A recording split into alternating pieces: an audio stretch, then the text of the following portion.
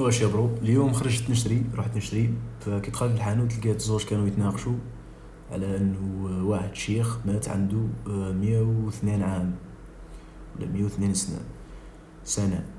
فبداو يتناقشوا كيما دخلت انا في النص، راك فاهم، شغل دخلت نتناقش مع الاجتماعي، هيثم الاجتماعي، شغل منها باش نطور مهارتي تاع نطور السوشيال سكيلز ولا المهارات تاع التواصل، ومنها شغل نثقف اكثر ونعرف اكثر، راك فاهمني. شغل منها شغل تواصل، راك فاهم، تواصل بيناتنا كبشر. فبدينا نتناقشوا انه علاش بكري كانوا شغل عايشين شغل يفوتوا 100 سنة، 110 سنة، 105 سنة، عكس الوقت الحالي عايشين يعني الماكس تلقاه مثلا 85 90، شغل تالي 90، راك فاهم علاش هاد الحاجة. فبدينا نتناقشوا مش عارف قال لهم واحد، قال لهم واحد منا شغل مش قال مامو، قال ايه الاكل، شغل الاكل تاع الاكل اللي رانا ناكلو فيه، ولا حاجه شغل عارف انا مليح بلي صح الاكل عنده تاثير كبير. فبدينا نتناقشوا باللي الاكل هو اللي كان عنده تاثير وما خلاش الناس تعيش اكثر. بدينا نتناقشوا على البروسيس فود ولا الترا بروسيس فود، الاكل المعالج، مش المعالج برك، فوق المعالج منها، كيما الايس كريم والحاجات هذو، شغل مش معالج برك، كيما القمح اللي ينحوا منه مثلا القمح الكامل ولا القمح الكامل اللي ينحوا منه الخلية ولا اسمها الجنين، يخلوا برك شغل، يخلوا شغل كيما السميد والفارينة، عارفين راح تلقاهم بلا فايدة. كيما الفارينة ولا الدقيق الأبيض عارفين راح يكون بلا فايدة صاحبي، ما فيها حتى فايدة يعني. بالخاص الفارينة برو أكثر صاحبي، أخطر من السكر صاحبي. شتو واحد الدراسة تقول لك باللي شغل ترفع السكر في الدم ولا المعدل الجلايسيمي، عند المعدل الجلايسيمي طالع ياسر حرفيا أكثر من السكر. فهذه الحاجة ما كانتش عندهم يعني قبل تقريبا 200 عام مثلا، ولا قبل 150 عام، ولا قبل 100 عام أصلا ما كانش كاين هذا الأكل المعالج اللي رانا ناكلو فيه درك. ما كانش كاين حرفيا الزيوت المهدرجة، حرفيا الزيوت المهدرجة تقريبا أقل من 130 عام، يعني قبل 130 عام حرفيا ما كانش كاينة حاجة اسمها الزيوت المهدرجة. حرفيا كانوا أجدادنا ياكلوا بالدهن الحيواني ولا الدهون الحيوانية، الشحمة تاع الحيوانات، تاع البقر ولا تاع الخروف، اسمها السمن البلدي ولا نفس الحاجة، راك فهمني. شغل ياكلوا في الدهون الحيوانية، الدهون اللي تعاونهم حرفيا. الحاجة ربي حرمها على اليهود، يعني كنت تروح تشوف اليهود تلقى باللي مش عارف في القرآن نسيت انه حرم عليهم شغل باش يعاقبهم ربي، حرم عليهم الشحمة ولا الدهون الحيوانية ولا الشحم الحيواني اللي هو الشحم تاع الخروف، ولا عارفين الشحوم قاع حرمهم عليهم ربي كعقاب لهم، راك فاهم، شغل كيعاقب فيهم، لانه فيهم منافع كبار صاحبي. فما اشتاوش اليهود، ما يشتوش هذه الحاجة، ما يشتوش انه المسلمين خير من اليهود، لانه يشوفوا بلي شغل هما شعب الله مختار ولا حاجة عارفينها. فداروا الزيوت المهدرجة. أظن الزيوت حرفيا ما كانش كاين قبل 130 عام، حرفيا ما كانش كاين، يعني الحاجة حاجة جديدة، راك فاهمني. فيعني قبل 130 عام ما كانش كاين يا صاحبي. فجدودنا ما كانوش ياكلوا الفارينة، ما كانوش ياكلوا اللي هو الدقيق الأبيض، ما كانوش ياكلوا الزيوت المهدرجة، يعني السكر الأبيض، ما كانوش ياكلوا السكر الأبيض، يعني كانوا ياكلوا حرفيا من الطبيعة، راك فاهمني. كانوا ياكلوا يعني حاجة حلوة، مثلا تمر، عسل، تفاح مثلا، بنان، راك فاهمني. شغل فواكه اللي تعطيك طاقة، اللي هي الفواكه اللي تعطيك طاقة، لكن تعطيك سكر طبيعي، كما قلت لك العسل، كما السكر، كما العسل، تمر، بنان، زبيب مثلا، ولا العنب. فحرفيا ما كانوش ياكلوا الحلويات اللي ناكلوا فيها دركا برو، يعني كانوش ياكلوا تشيز كيك و دوناتس والحاجات اللي بانكيكس، الحاجات اللي ناكلوا فيها دركا برو. الاكل كان هو حرفيا هو اول حاجه صاحبي، اول حاجه اللي هي الاكل صاحبي. الاكل اثر عليهم ياسر، تاثر ياسر، فتناقشنا ياسر صاحبي على الاكل. حرفيا رحنا نشتروا فشغل تاقلمنا مع بعضنا، راك فاهمني. يعني حرفيا هذاك الشخص ما كانش يعرف هذاك، والله ماني عارف شغل دخلت في النص انا في وسط لكن نظن انه ما كانش يعرف هذاك الشخص. يعني كانوا يهضروا برك على انه شخص توفى عنده 100 عام، فيقول له باللي كبير 100 عام مش شغل راه عاش، راك فاهمني. فالثاني قال له باللي شغل اللي هو عطالو راس الخيط باللي انه لا بكري علاه كانت عاديه انه يعيشوا دركا 100 عام، راه ولات انجاز ولا حاجه كبيره. فشغل على بيا دخلنا في هذا النقاش، فدخلت معاهم قلت لك اول حاجه كانت الاكل صاحبي. الاكل هو اللي كان مؤثر 100% على الجسم، ما خلاش ولا يخلي الامراض ويخلي زي حرفيا الاكل هو كلش صاحبي.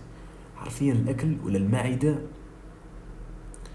هي اللي تاثر على الصحه تاعك. يعني حرفيا الصحه تاعك اذا كنت تاكل مليح راح تكون مليح، اذا كنت تاكل اكل مش مليح تركيزك مش راح يكون مليح، التخمام تاعك ولا الافكار تاعك مش راح تكون مليحه، التصرفات تاعك مش راح تكون مليحه، الجسم تاعك مش راح تكون مليح، مش راح يكون مليح، الصحه العامه تاعك راح تكون سيئه، راك فاهمني.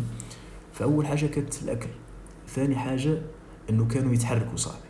حرفيا كانوا يتحركوا قبل 100 عام ما كانش واحد يقعد، راك فاهمني، خدمته برك انه يقعد جالس في الدار، ولا انه عنده بيسي حرفيا يخدم من الدار برك ما يتحركش، ولا انه شغل الراحة، راك فاهمني. الراحة عايش في راحة تامة صاحبي، ياكل يشرب يرقد يماستر بيت، راك فاهم.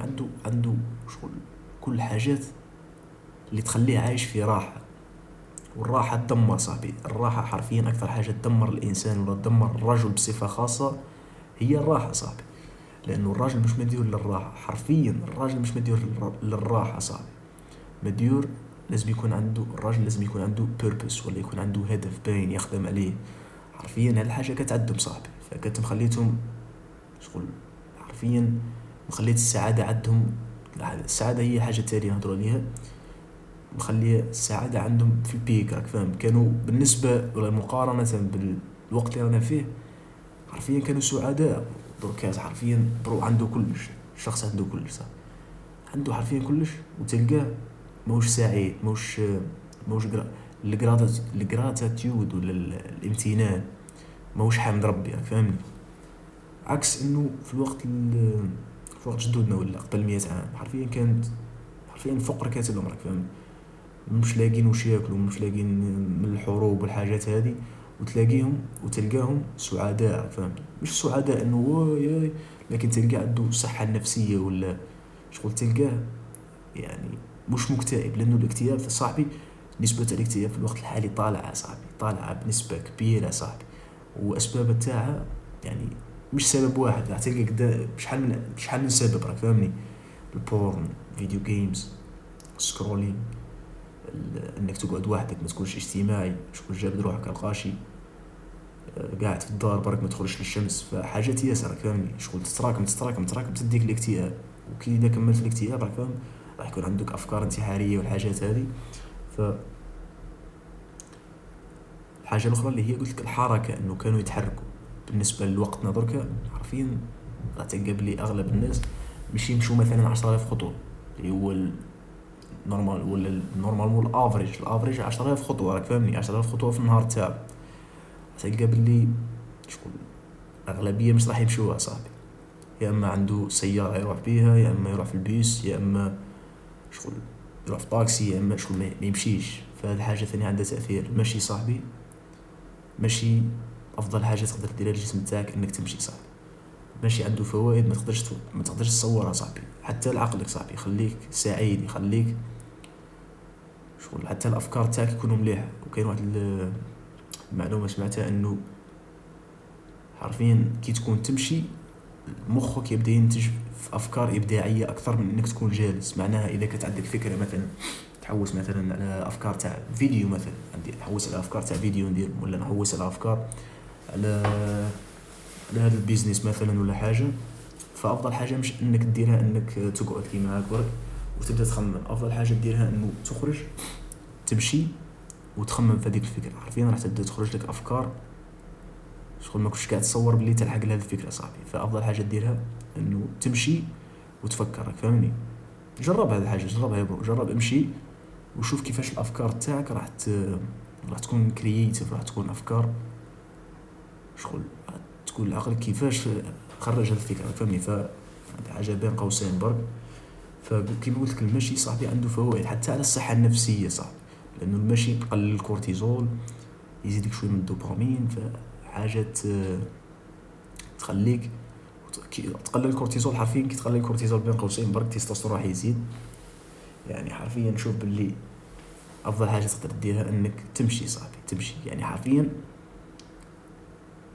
يعني برو امشي، برو امشي، تحرك، راك فاهمني، تحرك. لانه كيما دركا شغل اغلبيه الشباب نهار تاعهم قاعدين صاحبي، نهار كامل قاعدين، الشباب برك حتى الكبار، نهضر على الكبار ثاني بالاخص، شغل ما يتحركوش صاحبي، راك فاهمني. شغل على بيها مش كيما بكري كانوا يتحركوا باش يصطادوا، يتحركوا باش يحاربوا، يتحركوا باش حتى كبير عنده 70 عام، عنده 80 عام، عنده 90 عام، عنده 100 عام ينوض يتحرك، ما يخليش روحه حتى يطيح، راك فاهم، حتى يولي في المسجد ولا في الجامع يقعد في كرسي، وما يخليش روحه لهذيك الدرجه يوصل.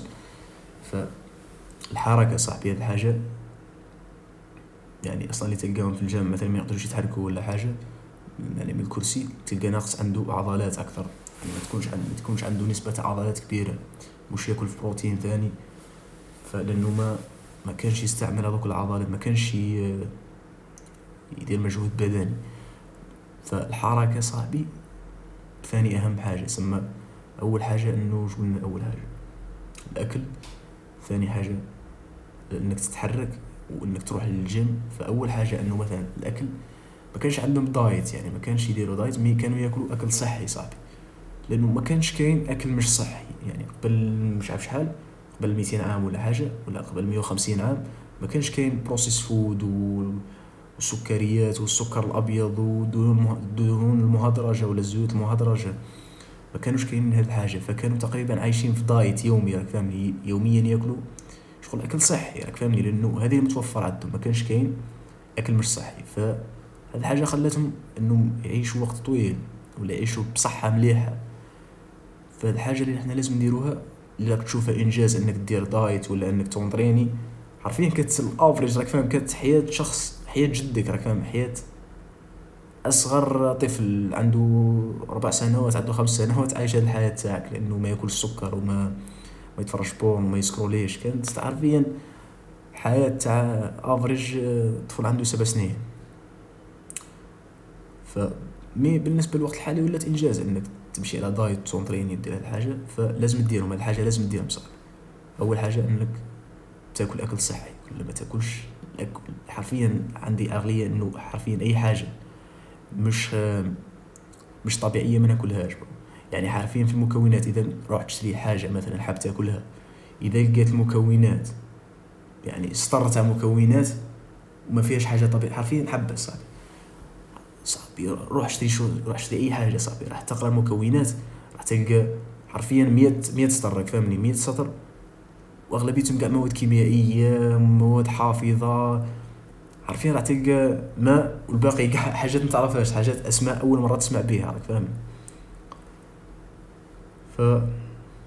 حاول تاكل اكل طبيعي، اكل خلقه ربي، راك فاهمني.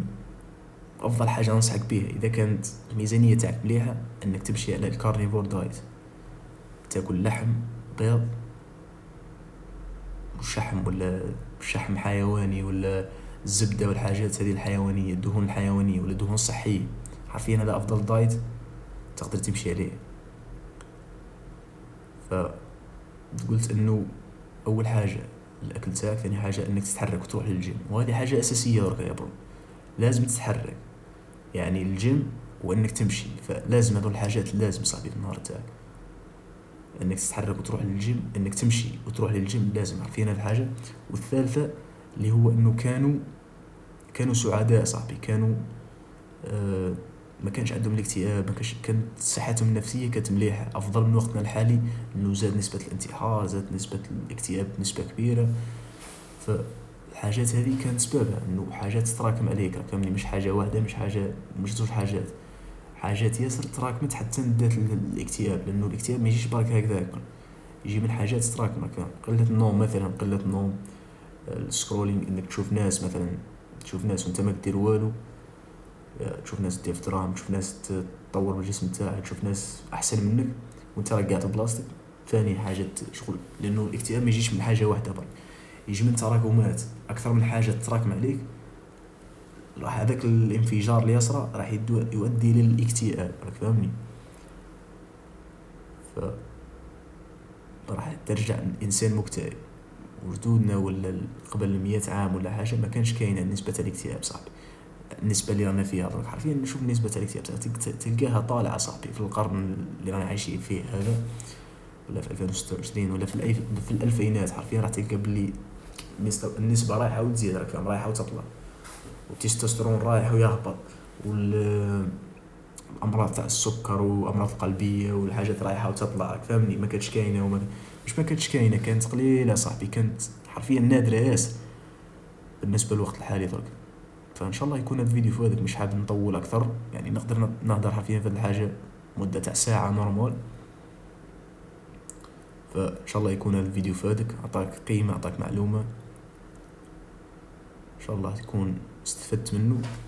اذا كنت مهتم بهذا النوع تاع المحتوى اهبط لنا سبسكرايب، والسلام عليكم.